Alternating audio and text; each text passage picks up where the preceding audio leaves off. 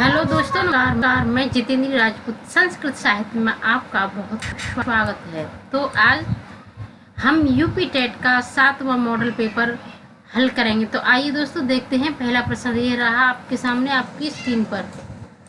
तो शुरू करते हैं। पहला प्रश्न, प्रग्रिया संज्ञा करने वाला सूत्र कौन सा है?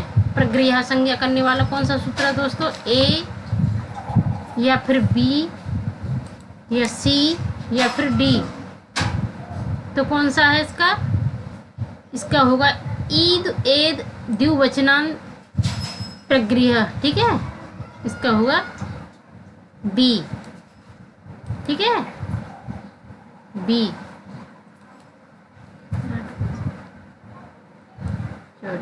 प्रश्न नंबर दूसरा देखते हैं।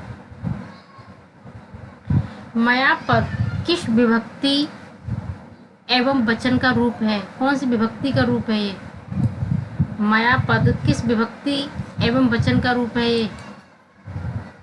अस्मत् तृतीया एक वचन, युष्मत् तृतीया द्विवचन, अस्मत् द्वितीया बहुवचन, अस्मत् चतुर्थी एक वचन। तो किसका रूप है दोस्तों ये?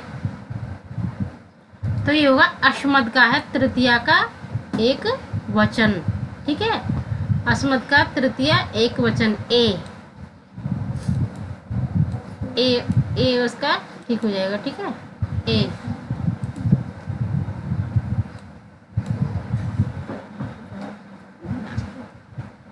ठीक है, ए।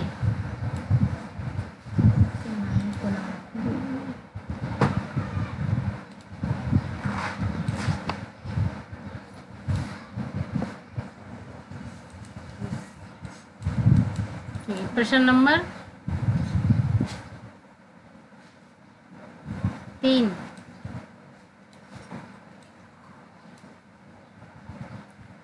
सर्वस्व रूप किस विभक्ति एवं वचन का है? सर्वस्व द्वितीय विभक्ति बहुवचन, षष्ठी विभक्ति एक वचन, पंचमी एक वचन है, प्रथमा द्विवचन। तो दोस्तों कौन सा है इसका? तो ये षष्ठी विभक्ति का एक वचन है सर्वस्व। सर्वस्व, सर्वशाम, सर्वेषु। ठीक है, तो ये इसका हुआ बी। ठीक है, प्रश्न नंबर 4, रमया रूप है रमा शब्द का द्वितीय एक वचन, तृतीय एक वचन, चतुर्थी एक वचन, षष्ठी एक वचन। रमया तो कौन सा है दोस्तों इसका? रमया कहाँ आता है? तो ये तृतीय का एक वचन है। ठीक है, ए।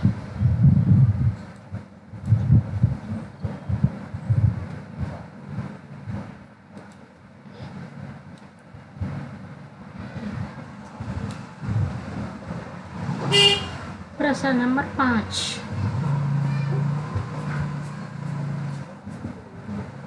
पुत्री को संस्कृत में क्या कहते हैं? तनया, सुता, आत्मजा, उपयुक्त सभी। पुत्री को क्या कहते हैं संस्कृत में दोस्तों?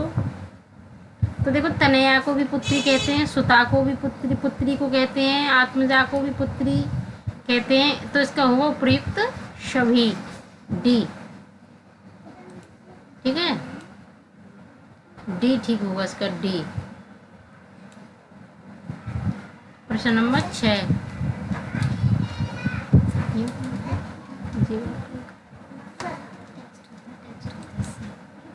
प्रश्न नंबर 6, विष्णु का पर्यायवाची है।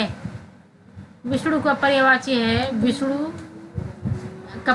है गरुड़ ध्वज, अच्युत, अधोक्षज, उपर्युक्त सभी। अधोक्षज है या उपर्युक्त सभी? कौन सा है? तो इसका होगा उपयुक्त सभी, क्योंकि ये विष्णु के पर्यायवाची सभी हैं, डी। प्रश्न नंबर 7, निम्नलिखित में से अव्यय पद कौन सा है?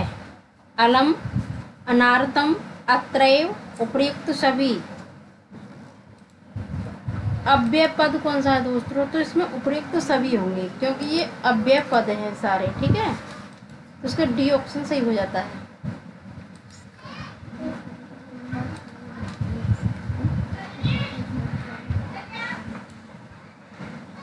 प्रश्न नंबर 8, उपसर्ग कितने होते हैं? 20, 22, 23 या 24? तो दोस्तों कितने होते हैं उपसर्ग? तो 22 हमारे उपसर्ग होते हैं, 22। तो इसका बी सही होगा, ठीक है। प्रश्न नंबर 9,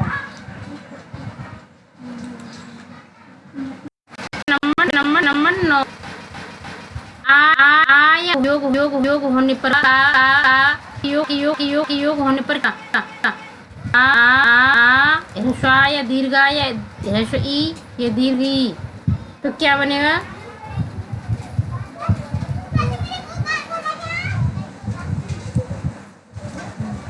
आ या आ के योग होने पर क्या बनेगा?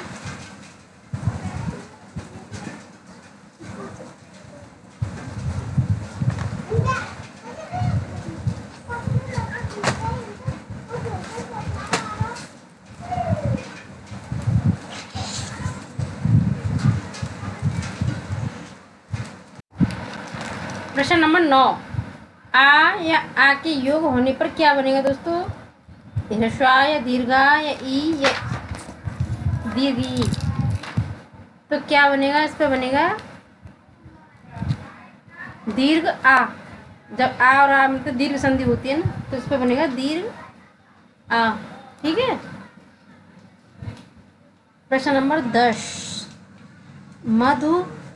मधुरी का संधि विच्छेद है मध्यधन अरि, मधुधन री, मधुधन अरि या मधुधन वारे। तो मध्वरी का संधि विच्छेद क्या होगा? तो इसका होगा मधुधनी अरि ही, सी, मधुधनी अरि, ठीक है। ऊ को वाह हो जाता है, ये यड़ संधि है, ठीक है। प्रश्न नंबर 11, विशेषण और विशेष्य का समास है द्विगु समास, कर्मधारय समास, द्वंद्व समास या तत्पुरुष समास। विशेषण और विशेष्य का कौन सा समास है? तो ये कर्मधारय समास होगा। द्विगु समास में दोनों पद होते हैं, द्विगु समास में संज्ञावाची होता है और द्वंद्व में दोनों समास होते हैं, तत्पुरुष में उत्तर प्रधान होता है और कर्मधारय समास में क्या होता है? विशेषण और विशेष्य का समास होता है, ठीक है। बी सही होगा इसका। प्रश्न नंबर 12,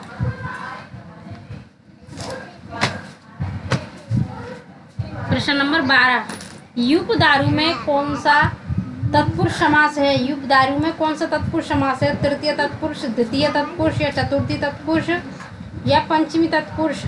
युपदारु में कौन सा समास है? तो ये चतुर्थी तत्पुरुष समास होगा। युपदारु का खम्बे लकड़ी ऐसे कुछ है, इसका तत्पुरुष समास होगा, इसका चतुर्थी तत्पुरुष समास। प्रश्न नंबर 13, अड़ प्रत्याहार के अंतर्गत वर्ण आते हैं आ, ना, आ, ई, उ, आ, य, मात्र, आ वर्ण मतलब आई। अड़ प्रत्याहार के अंतर्गत कौन से वर्ण आते हैं दोस्तों? अड़ प्रत्याहार के अंतर्गत कौन से वर्ण आते हैं? तो उसमें आएगा आई, उ, ड़, बी,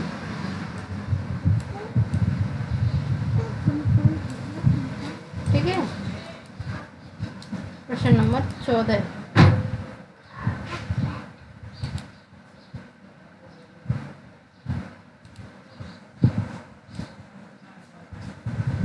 री एवं ट वर्ग का उच्चारण स्थान है तालु, मूर्धा, नासिका, कंठ। री वर्ण का उच्चारण स्थान कौन सा है? तो इसका होगा ऋटुणाम मूर्धा। कौन सा है? ऋटुणाम मूर्धा, तो इसका होगा बी, ठीक है।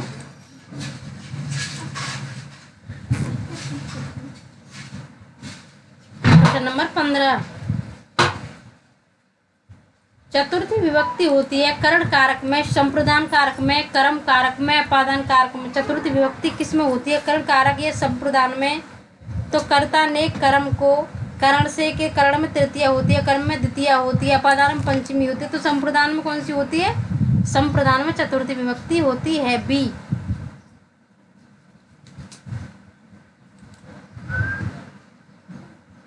बी इसका ठीक हो जाता है। ठीक है, प्रश्न नंबर 16।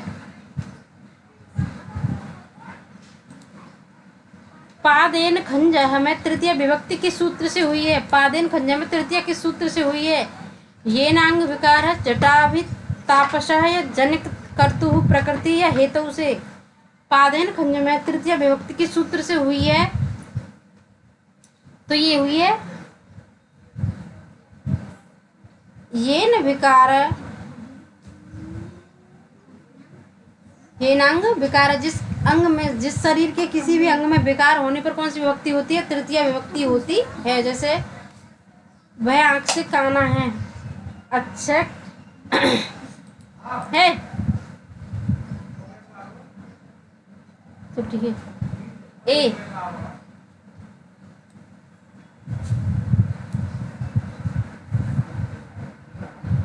प्रश्न नंबर 17।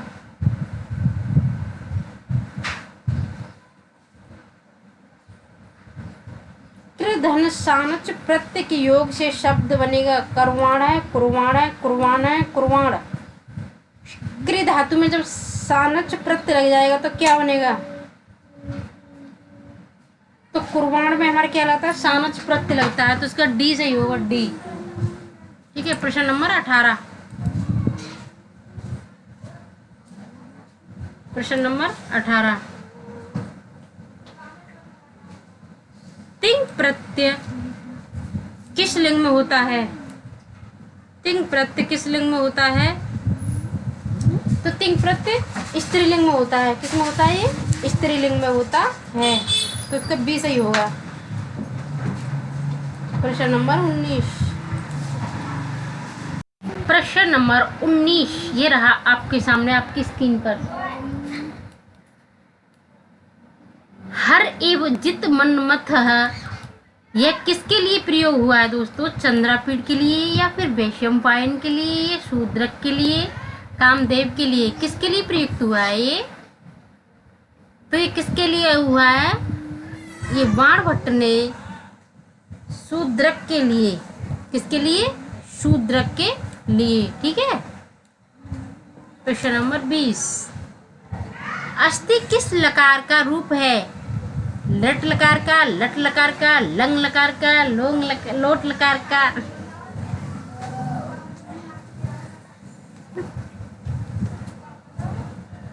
तो ये होगा बी, लट लकार।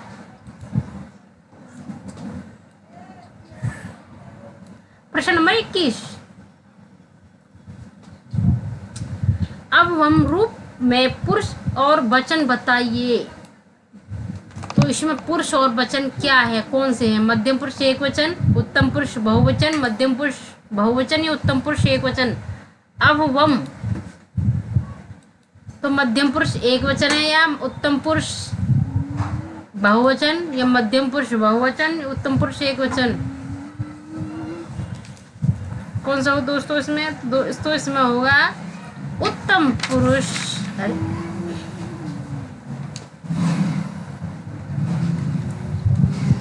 उत्तम पुरुष एक वचन।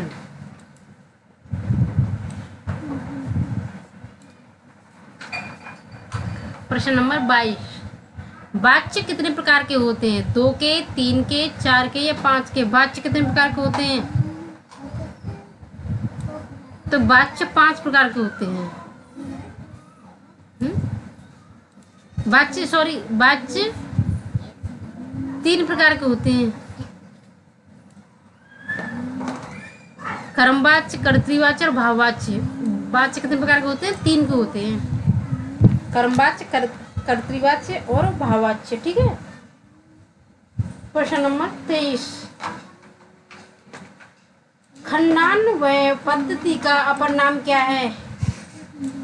खंडान्वय अन्वय पद्धति का अपर नाम क्या है? प्रश्नोत्तर विधि, समाहरह विधि, प्रत्यक्ष विधि, निर्वाध विधि।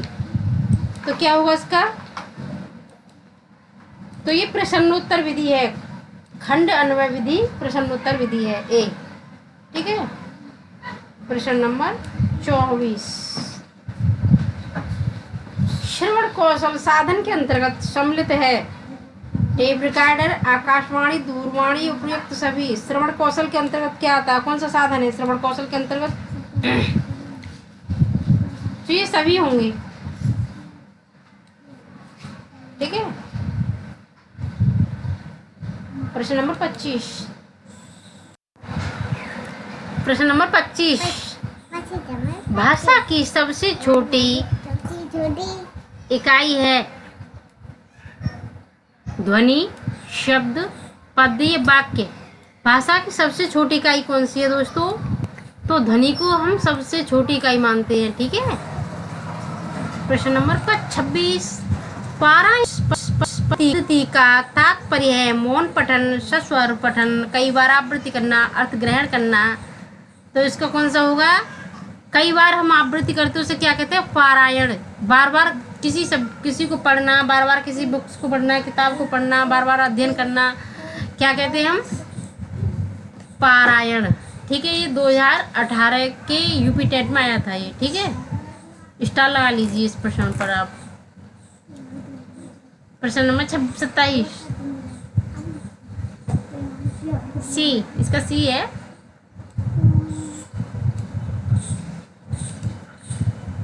प्रश्न नंबर 27।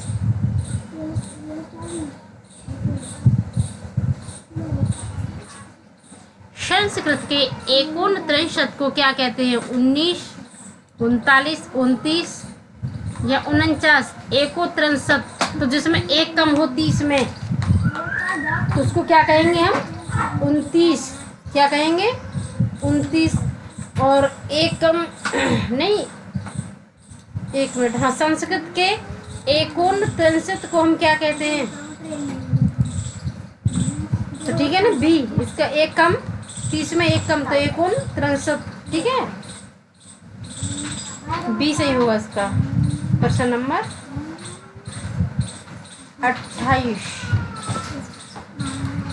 दारा शब्द किस लिंग और वचन में होता है? पुल्लिंग, बहुवचन में, पुल्लिंग एक वचन में, स्त्रीलिंग बहुवचन में, स्त्रीलिंग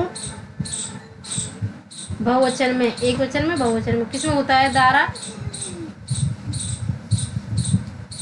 तो ये दारा पुल्लिंग बहुवचन में होता है। किसमें होता है? दारा बहुवचन में होता है, पुल्लिंग में। ठीक है, ए।